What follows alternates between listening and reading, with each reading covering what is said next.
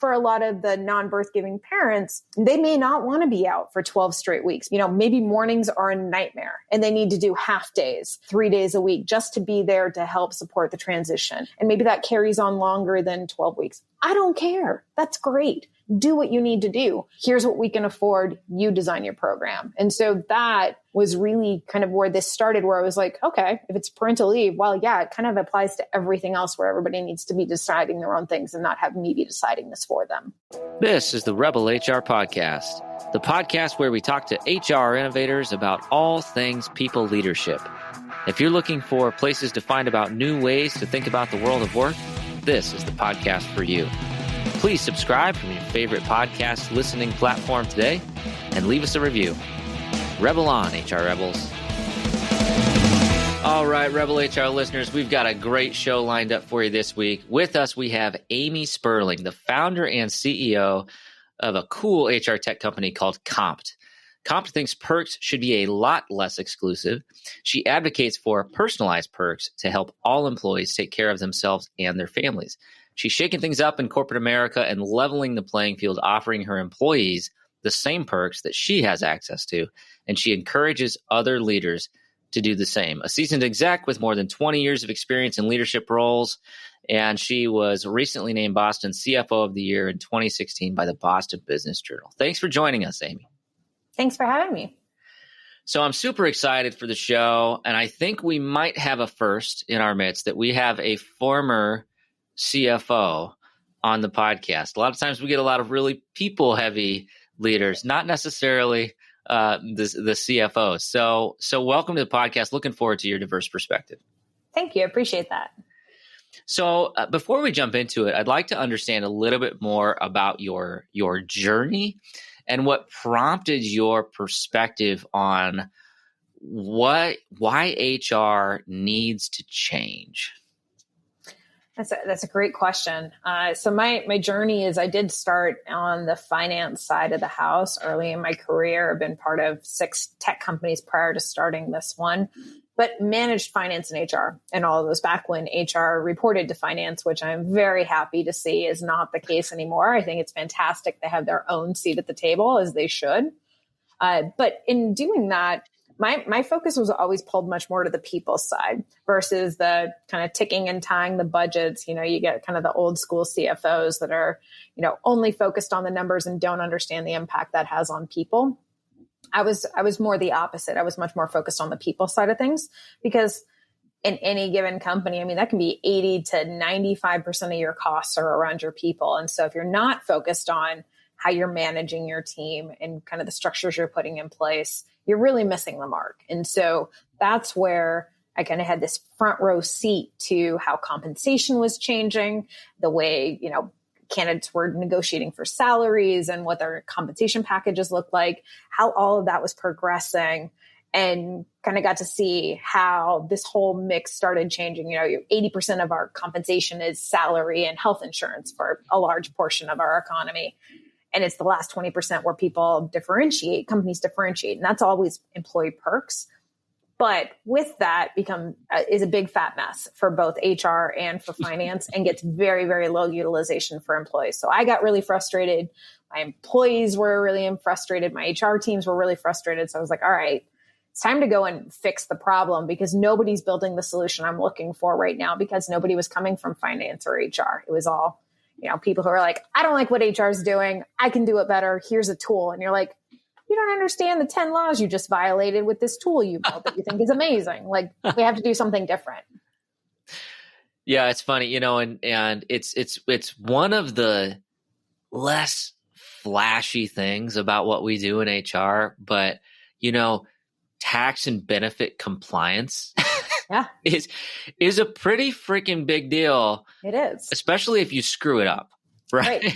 You screw it up, yeah. It goes very, very wrong very quickly. So you need to have that as the foundation. That is not the fun part of anybody in HR's job or finance. That is not the fun part of what we do, but you have to have that nailed to be able to do the cool stuff for the team. So I was like, all right, how do you get the really high level of engagement and do all the compliance stuff that we have to have? Rather than the cool stuff that just ends up creating this big mess on HR's plate that is just really unfair, quite frankly. Yeah, you're speaking my language, and I can speak from experience of shiny penny syndrome, right? So, Yeah. believe me, I love that. I love a shiny penny, right? And it's like, oh, this is the coolest new thing. It's so novel. Nobody's done it before. Let's figure out a way to do it, and like that's just how I think, and I get excited about those things, and then, but you've got to have that person on your team that's like, time out. That's bigger than de minimis. We got to make sure that's works with our tax requirements. Right. I'm like, oh yeah, you know what? That's why you're on this team. Right. Well, and you've got to figure out how you do the cool things that are going to engage the team. The shiny penny syndrome is how the tech companies in particular got us into this employee perks mess. There are thousands and thousands of employee perks that are pitched to HR every single day, like everything from a new wellness app, a new mental health app with, student loan forgiveness, childcare, fertility benefits, you name the thing. There's some great stuff, but anything you bring in, less than 10% of your team's going to even use it. Like at the height, like pre-pandemic, the most out there perk I saw was branded fruit, where you could buy fruit that would have your company logo on it to give to your employees, as if any employees are going to be retained by your company because they got an apple with your logo on it. Like, this is not a great employee perk. But pre-pandemic, everybody was doing everything, right? Right. When you start looking at things now, it's like, all right, it's not let's have the breadth of all these individual things that nobody's using. We need to have a way to reach as many people as possible. How do we do that? And that's where we've seen stipends really take off in the last 18 months, because every single person needs and wants something different. And you cannot do that with individual perk vendors. It's just not possible. And so that's where we've seen a huge shift in the market that's been really interesting. No, it's really interesting. And, I'm reflecting as you mentioned that, and I'm sure many of our listeners can relate to this, where, we just wrapped open enrollment, but at the time of recording this, it's like mid-November, or as I call it, HR Hell Month. It's accurate. Like, open enrollments, but I can't tell you how many years it's like, we always want to make our benefits richer, right? We're going through the open enrollment process and we're thinking, okay, what's going to be high impact? What is really going to tell people we care about your family, we care about your experience, we care about, this year, a lot of it was like burnout and mental health and flexibility and all those things. And so, so we rolled out, some new benefits this year. And, I can't tell you how many times we've had a rollout where it's been like, there's been so much excitement and energy, and we put all this communication, time and energy and capital into a communication strategy, and like maybe 4% of the employees elect it. Right. Or we look at utilization metrics. Low. I mean, it's so low. Yeah. I mean, it's just every person wants something different. And then you get punished for it too, as the HR leader, because you get I don't want that. Why can't I have something else? I was talking to, a VP of HR who's at a pretty big biotech company recently. And he was like, I know I'm doing my job when everyone is equally unhappy. I was like, oh, through the heart. Like, I know that's like the pain and suffering of HR is like, okay, I've made everyone equally unhappy by having all these things that everyone wants something different. Like, that is just, it's not a sustainable system. And so it's, how do you get to something else? Like, we actually ran a study. We looked at 4,500 of our users over 3 months and said, 4,500 people, 3 months, how many different unique vendors could they possibly use? Because if HR was going to build that in-house, that's what they would have to do. Guess how many different unique vendors they used? 13. 6,500. Oh my God. So imagine, no matter how many people you have, do 1.3 times the number of people on your team. That's how many vendors you'd have to reach personalization. We see over 90% utilization on our platform because everyone can do something different. The point is personalization. Everyone wants to do something different. You can't do that with vendors. It's just not possible. So what is the theory then? That it's almost like a marketplace where you get a certain X number of dollars. You mentioned stipends, and then you go out and you put it into your cart. Is that how it works? Ish. There's no vendors, because whether you build the list of 6,500 vendors or I build the list of 6,500 vendors, no one's scrolling through 6,500 vendors to find the one thing they want. So the thought process here is, as a company, focus on outcomes and focus on things you want to support. Wellness, family, pets, student loan repayment, professional development, whatever the category is, but then turn it loose and let employees be grown-ups and decide what wellness means to them or what family means to them. Maybe they're 22 with no kids and no spouse yet, but maybe they want to do something nice for their aunt or their mother. Maybe they do have kids and they want childcare. Maybe they're pet parents and they want to do pet insurance. It's letting the employee decide their own experience and turning that loose to them, because you're really trying to drive that engagement. The engagement is the outcome you need to be looking at, because if employees aren't using this stuff, it's not a retention tool and it doesn't attract anybody new. And it's the more you put in, the noisier it is, and then employees just completely check out. Yeah, it's a really interesting approach. And I'm just, one of the things that gives me anxiety in my role as the decider of benefits packages is this the right mix? Right. And there's, to be perfectly honest, a lot of times I'm like, I don't know. Right. How could you possibly know? You'd have to know every single detail of every single person's life on your entire team. That's not even appropriate. Like, you shouldn't have that level of detail. Right. And the nature of bringing in individual perks is, by nature of what they are, is exclusive.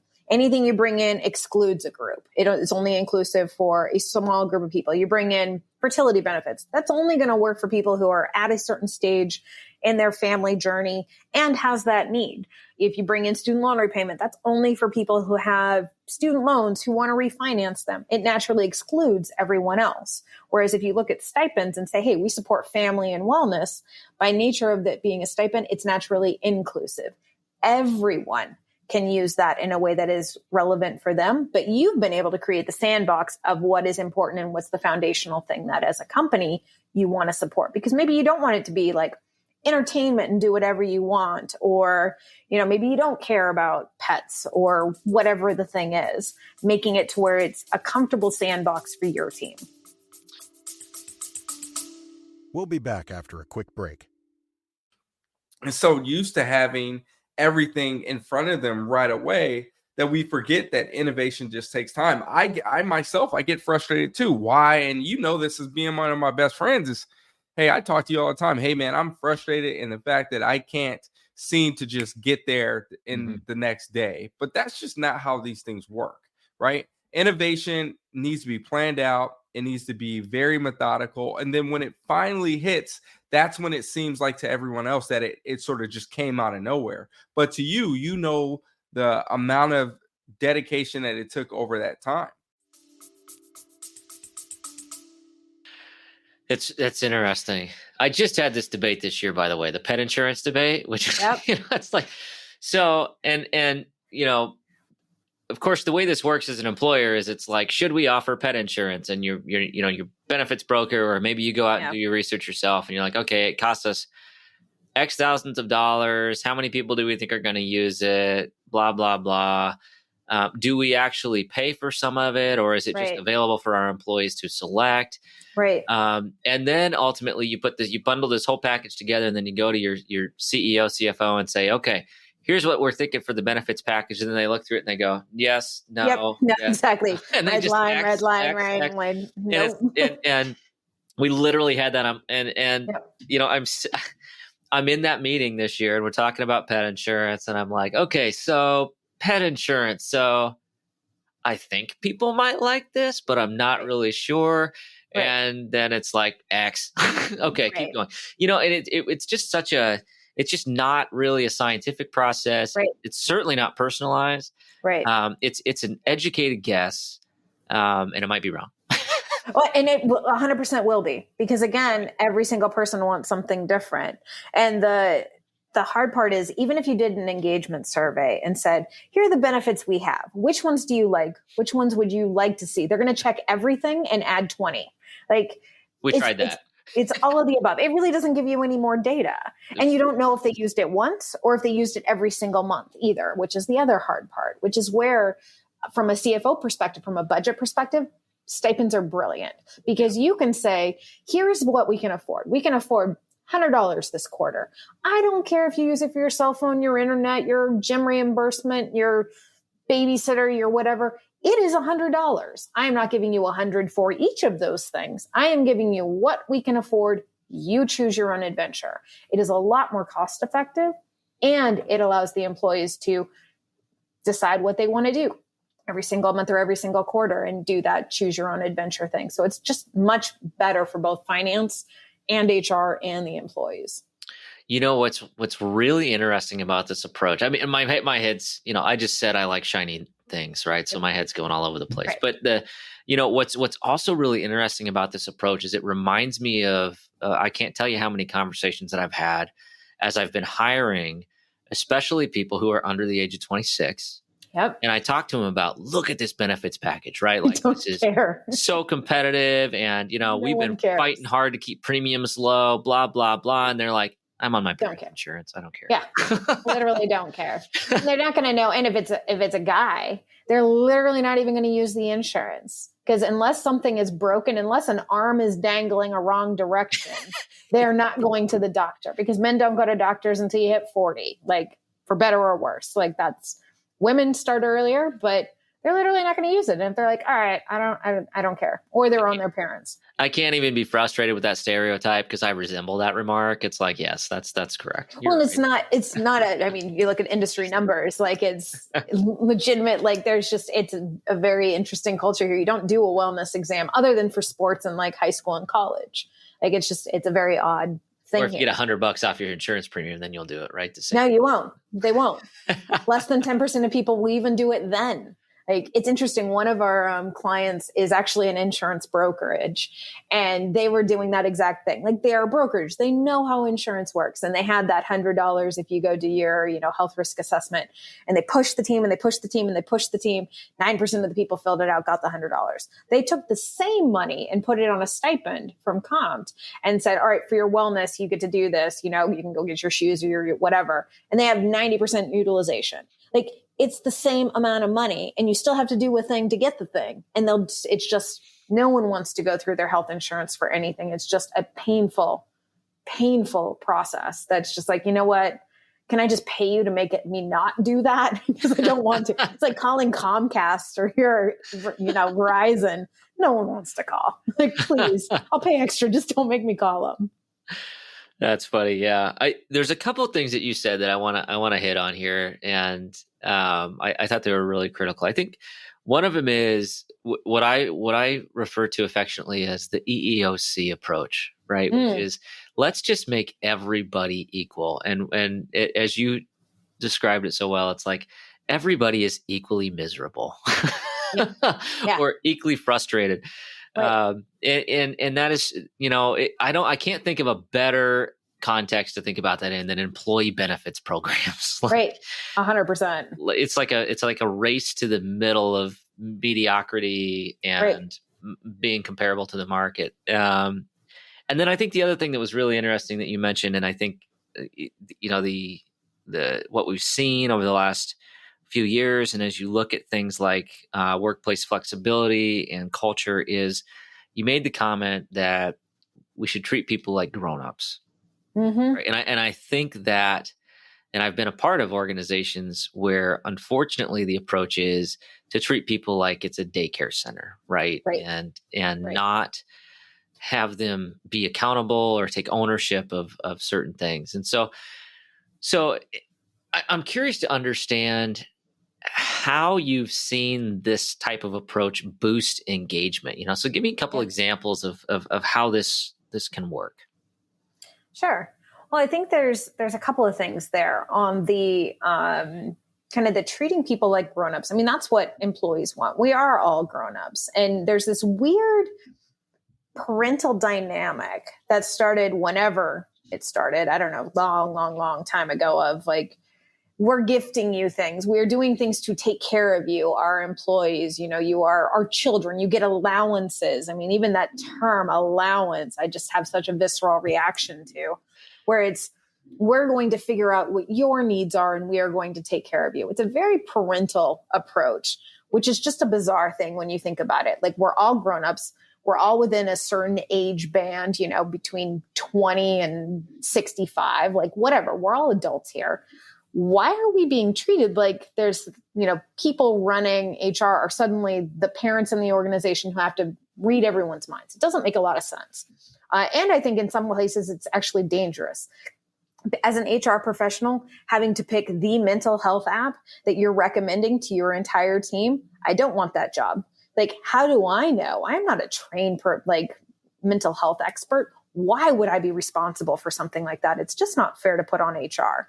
When you start shifting that and shifting the thought process from, we're a company and we just want to take care of, our children, people, and thinking of more of a, how do we make this environment so amazing for our team that they can be their most productive selves? How do we support them? And you flip it to where it's much more of a support mechanism and much less of a gifting kind of top down kind of approach. It changes the dynamic with employees. And that's where we see really cool things happen. So one example I can give you, actually, in one of my prior companies where I was CFO, my expense policy, it had to have been 50 pages thick. I had a rule for everything, and every single time a salesperson submitted an expense report, they broke some new rule found in edge case, which is, HR's frequent nightmare, right? You put out a policy and then everybody's going to find the edge case.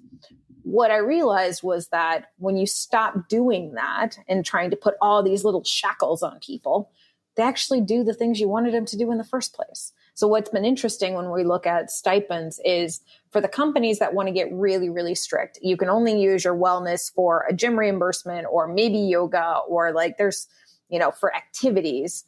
That's where employees get really confused. And they're like, but I wanted LASIK eye surgery. I had one company that was like, no, that's not allowed. I'm like, I don't get that. If your employees can't see, how is that not part of wellness? But okay, you want it for experiences. You do you.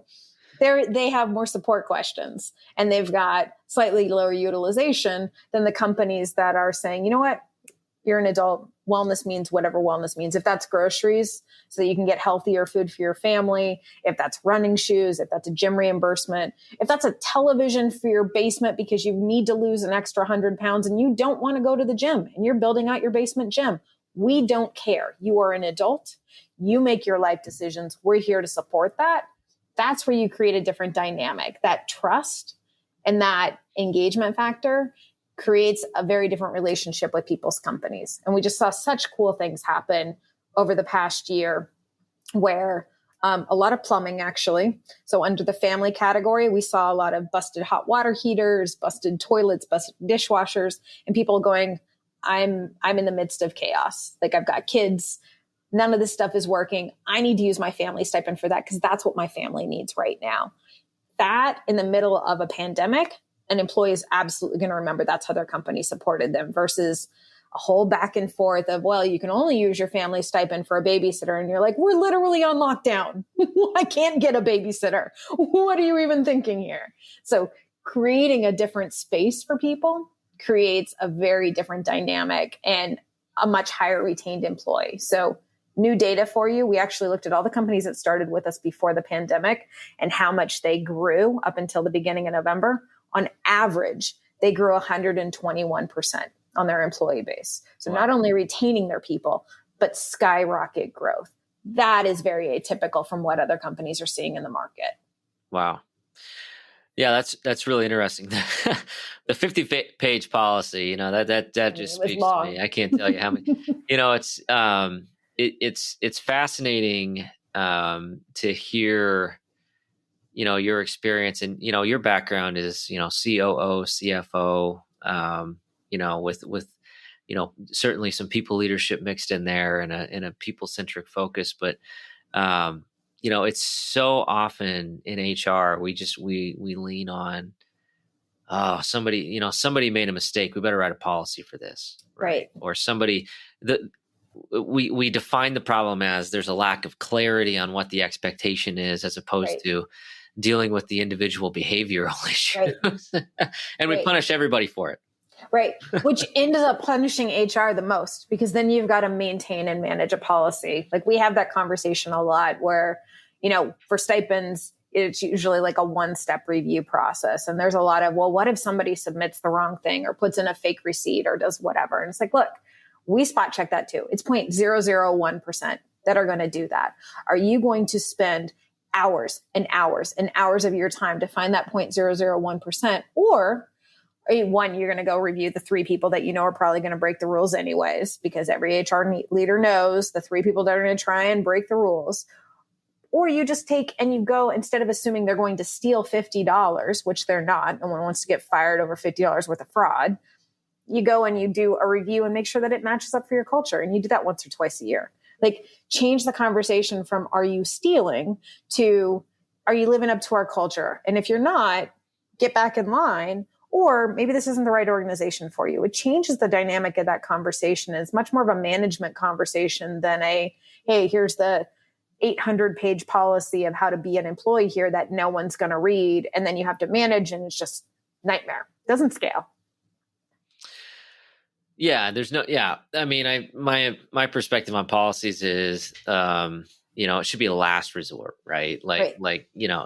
And I've done more work to try to eliminate policies in my organization than create new ones, or just like fix them, make them like 3 pages long as opposed to 75. But then you get the one person, like the attendance policy, and then the one person's like, well, what if I'm on my way to work and I get abducted by aliens and I can't text you? And, you get those kind of questions, et cetera. But yeah, that's, I think that's very insightful.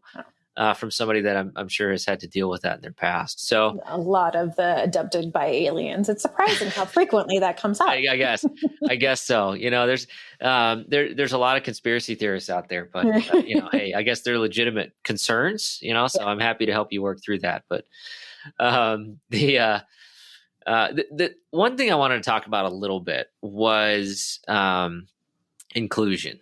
And, we've talked a lot over the last few years, and it's kind of been in the spotlight as, diversity, equity, and inclusion. So how does having like flexibility and benefits or taking this approach with an organization help address that? Or, the other question someone might be thinking is there a potential risk of an adverse impact or something like that? I think the nature of moving to stipends versus picking and choosing specific things is that these are inclusive. So, if you were to do childcare benefits, for instance, because you were trying to support, younger parents or people with younger children, that's only going to work for those people. You're naturally excluding people who are at a different stage in their life by virtue of the benefit you're bringing in. Every benefit you're bringing in includes some people, excludes others. The purpose of stipends is to really remove that inclusion exclusion, or remove the exclusion to where everyone can be included, which makes it a lot easier to have and support more diverse teams. So example would be, I don't think most organizations start out wanting to be homogenous and have, really horrible diversity metrics. I think what happens is that an organization starts and it's a few people who know each other, who are likely of a similar demographic, whatever that is. And then they bring on more people just like them because of unconscious bias and all the things that go with it. And then you start building in benefits and you're like, oh, what would I like? And then you bring in more of that. And then that ends up being more of the same people. And so this is a snowball effect. So when you get to be 100 people and you're sitting around the table going, okay, our team is really not, it's looking pretty one note right now. And I look at their benefits. I'm like, you've got benefits that apply to one small subset of humanity. But of course, as a finance person, why would you pay for benefits for people you don't have? Of course, you're not going to pay for things for people you don't have. The beauty of stipends is you don't have to do that. You say, look, we want to support your wellness or your family or your whatever. And you decide where you are. So if you don't have kids, cool. There's still family benefits. Family benefits are not just for people with children. They don't need to assume that it's a mom and a dad and there's 2 kids who are ages 5 and 7. Everyone has a family, but every family looks different. So the nature of stipends is really creating a much more inclusive base around a theme that the company wants to support. And that's what's exciting to me, because then you can do some cool talent branding on it as well. If you're lacking in some sort of diversity across the team, maybe you're struggling to get more seasoned people who have children, you've got a younger organization, you can promote the fact that you've got family benefits that support these types of things. Doesn't take anything away from the group that is there that doesn't have children. They can still have family benefits. They're just a different kind of family benefits. Maybe their family is doing a Friendsgiving with their friends because they don't live near their parents. That should be allowed. And so it's allowing for a much more inclusive base, which I think is just, HR has been lacking actual tools. It's like you've been given the mandate, create diversity, equity, and inclusion magically. Like, here's 0 tools, just make it happen. This is actually a tool that is meant to be like, okay, but here's how you can do that. Here's how you can take those funds and actually create something that is, by nature of what it is, inclusive, to where it's not trying to figure out like, oh, what benefits do women want? Like, that's silly. Like, women want all kinds of things. We're half the population. Instead of trying to create this laundry list of things to create all of humanity in your organization, go the other direction, simplify, make it easier, and let employees be the ones who are directing it. No, that's really interesting. I think, and I reflect on, those, the approach of things like recruitment marketing, and how are we attracting, and, one of the big things is, make sure that you have a diverse talent pool. But how are you going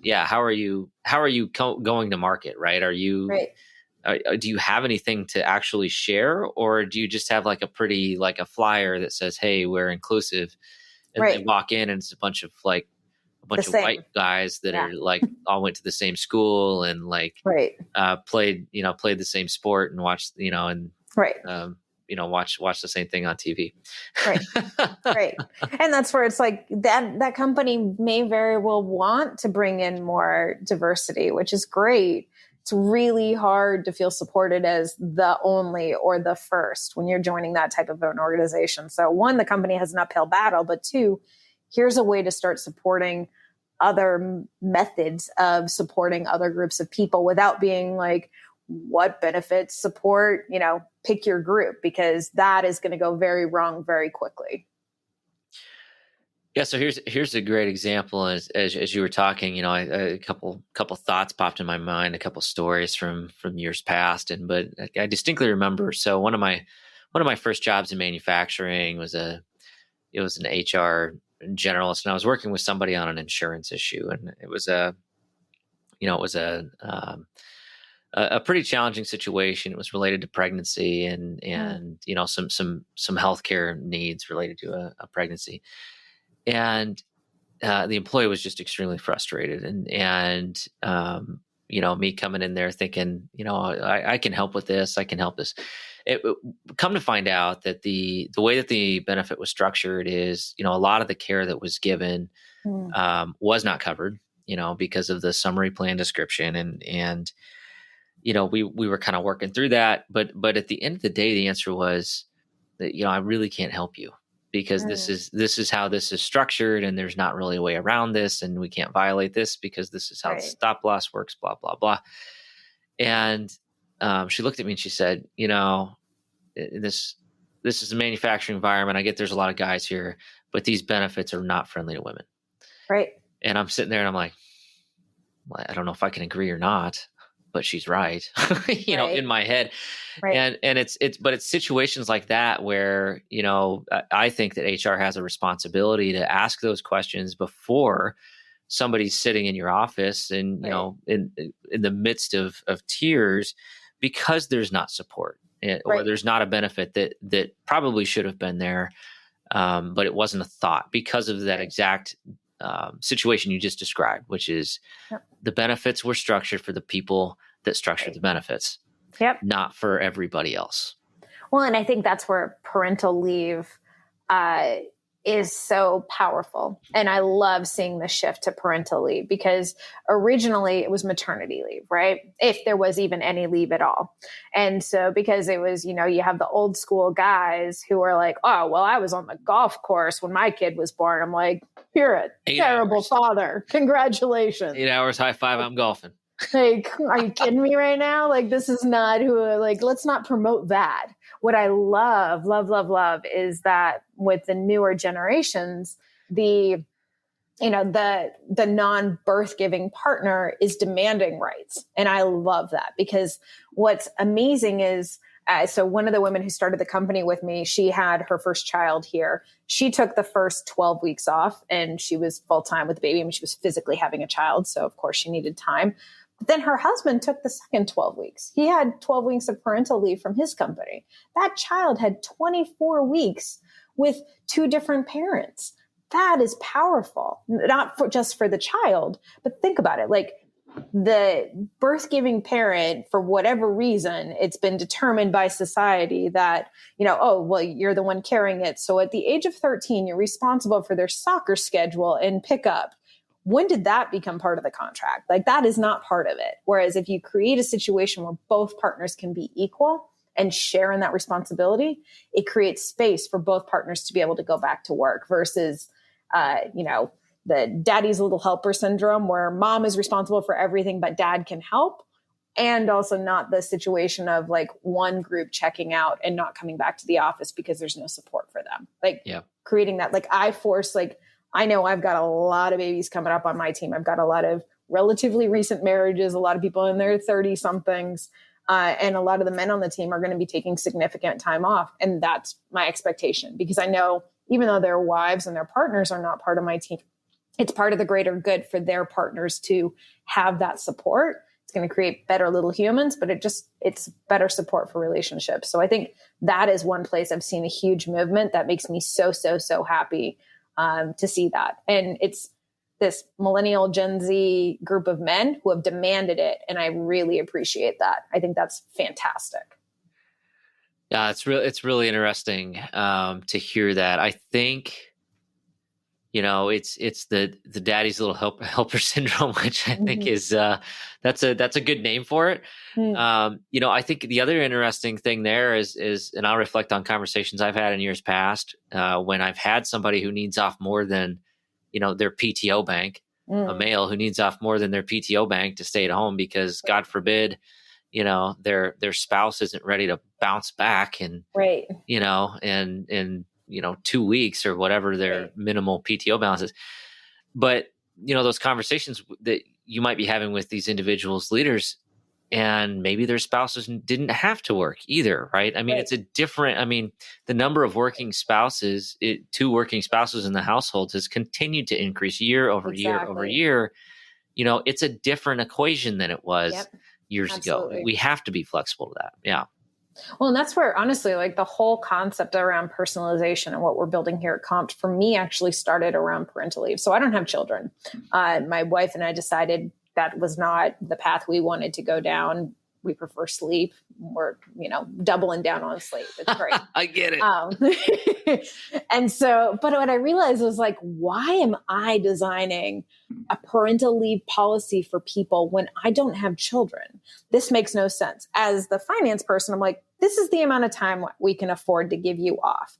Why should I care if you're doing some of that part-time, some of that full-time out, like how you're structuring that? If first kid is different from a third kid, if you have in-laws that are helping, it's different than if they're not. If you have in-laws that are not really helping, that's different than if they are. Like, I don't want to be that much up in your personal business.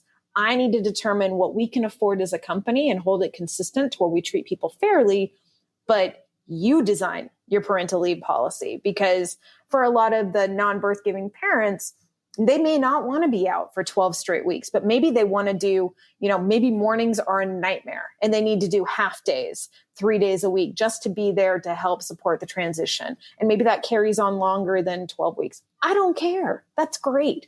Do what you need to do. Here's what we can afford. You design your program. And so that was really kind of where this started, where I was like, okay, if it's parental leave, well, yeah, it kind of applies to everything else where everybody needs to be deciding their own things and not have me be deciding this for them. That's really interesting, really insightful. I think, if you're listening to this and you're thinking, geez, how do I, where do I start? I think what was just shared is something that I want to reiterate. It's about what's right for the person, right? And it's parental leave is one thing. It's about a culture of support and caring and compassion for what your employees are going through. And ultimately, I think to one of your earlier points, that's what keeps people around. Yep. That's what keeps them engaged. That's what makes them care about what your goals and objectives are at your organization. Right. Right.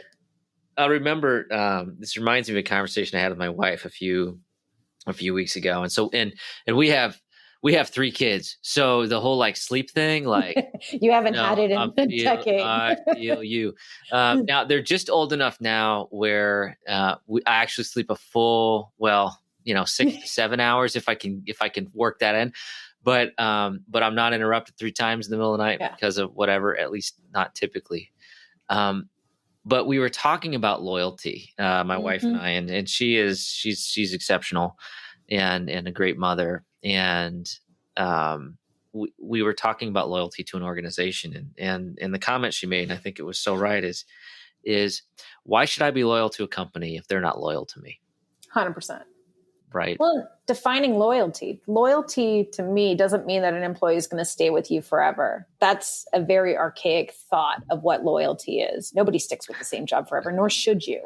Your career is going to progress. So on the company side, it's not expecting that you're going to try and keep someone forever. It's, how do I create an amazing situation for you for this stage of your career? If I can keep you longer, awesome. But I want to make this stage of your career fantastic. This has to be an awesome step for you. And recognizing it's not forever on either side of the table. And that's okay. That's the way the world works now. And so changing up, loyalty used to mean you leave me, I'm never talking to you again, as a company, which is, we've all had those jobs. Exactly. And it's that's silly. That's completely silly. Life is long. This is a career step for people. And so thinking about it a little differently, loyalty to me from an employee side is that you don't leave me with 2 weeks notice and leave me high and dry. And if I've done the right thing by you and your career and supporting you, you're going to be you know what? It's time for me to think about something else. I don't know what that is yet, but it's going to be in the next 6 months. And so we can work on a path to that together. If I've created a situation where that's the exit ramp, I've done my job. And I'm super happy about that because people are going to change things up. And that's perfectly okay. That's such a different way to think about employee offboarding, right? It's just...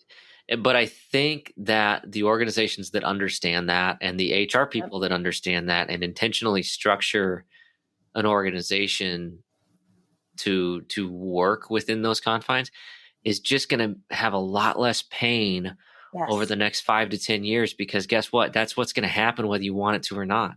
Right. Exactly. So we're all going to have turnover. My team's had turnover.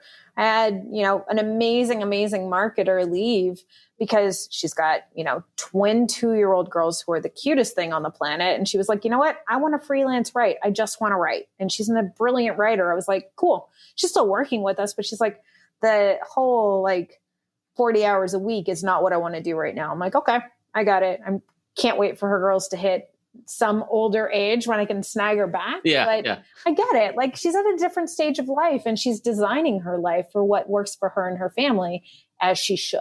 That is not a lack of loyalty to me. That is doing the right thing by her family. And those do not need to be mutually exclusive. If anything, the loyalty is and circling back to the grown-up thing to do. Right. and having the respect with your employer to share that, that desire, that need, that career aspiration, and then work on it together. Exactly. Collaboratively, as opposed to hiding in the shadows and getting ready to do this freelance thing and trying to line up a job and then going Amy, I'm sorry, I have to quit. I'm leaving in 2 weeks, It's awkward for both of us in that scenario where it's I know you've been sneaking around. It's not hard to figure Something's out. It's just awful. I'd rather have something that's a much more, comfortable environment for people to be their whole selves. Right. It's such a different way of thinking. And someone coming from my industry, old school manufacturing, 130-year-old company, we just celebrated a guy who's been here 45 years, right? Like amazing. Shifting the context right. to somebody might only be around for 5 years max before they get bored. 5 years. Wow. Yeah, 5 years. Well, I mean, I know that's not a lot in your world. Like if I get somebody 18 months, I'm psyched. But I really do think it's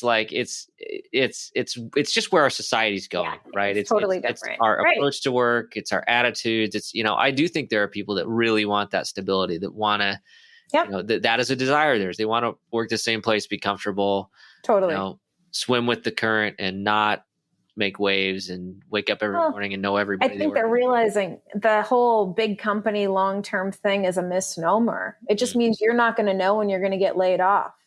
Right. Earlier stage companies who recognize this are going to design for that. Big companies, they're going to come in and do layoffs when they need to, and you'll have no idea it's coming. So like the whole big company, long-term play, it only works in one direction. It only works for the companies. You just don't know when it's coming. Well, and let me tell you, sitting in the seat I sit in, there's nothing worse than knowing it's coming and having to have that conversation with someone who's been here for 45 years. Yeah, the worst. Sorry, division's getting, shut down. So here's a severance check for a couple weeks. Good luck. Right. It's the worst. Right. So to that point, if you want 120% growth and all sorts of inclusion and engagement, it sounds like a really interesting approach to it, an innovation that I'm certainly going to check out. We haven't figured out what our wellness program is yet. So nice. This is a little bit. Work with a lot of manufacturing and construction. So we actually work with a lot of folks who have similar demographics to your team. Perfect. With that being said, we are coming to the end of our time together, and I want to be respectful of your time. Clearly, you are a busy person, but we're going to shift gears and do the Rebel HR Flash Round. Fun. All right. Question number 1. What is your favorite people book? I really like Work Rules by Laszlo Bock, first chief people officer. I think he's the first one who ever had the title, but he was out of Google. It's a massive book, but so data driven. They did lots of A/B tests of all kinds of HR theories and philosophies and functions, and then pulled data together. So I'm a data junkie. So I'm a big fan of the book.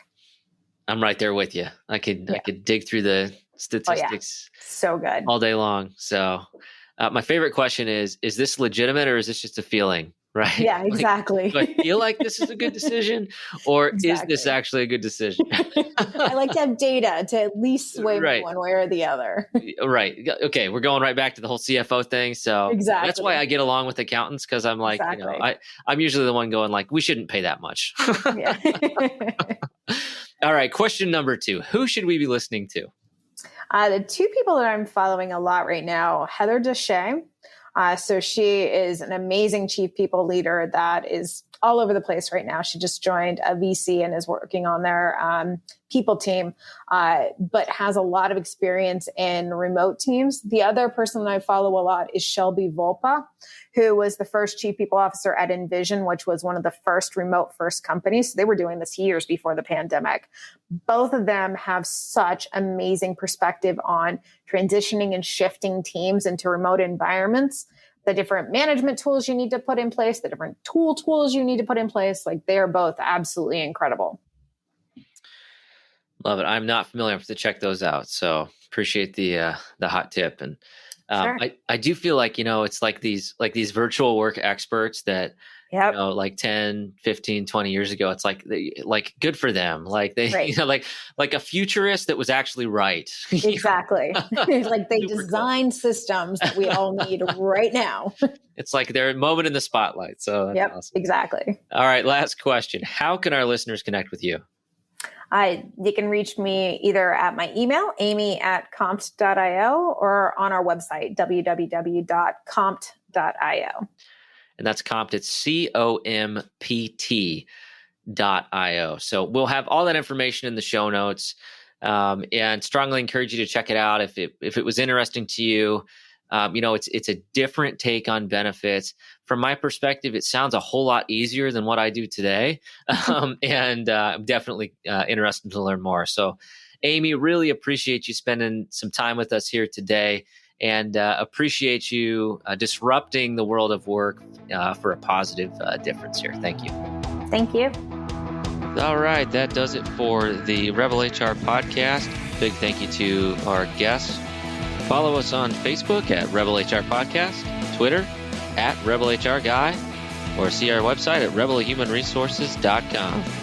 The views and opinions expressed by Rebel HR Podcast are those of the authors and do not necessarily reflect the official policy or position of any of the organizations that we represent. No animals were harmed during the filming of this podcast. Baby.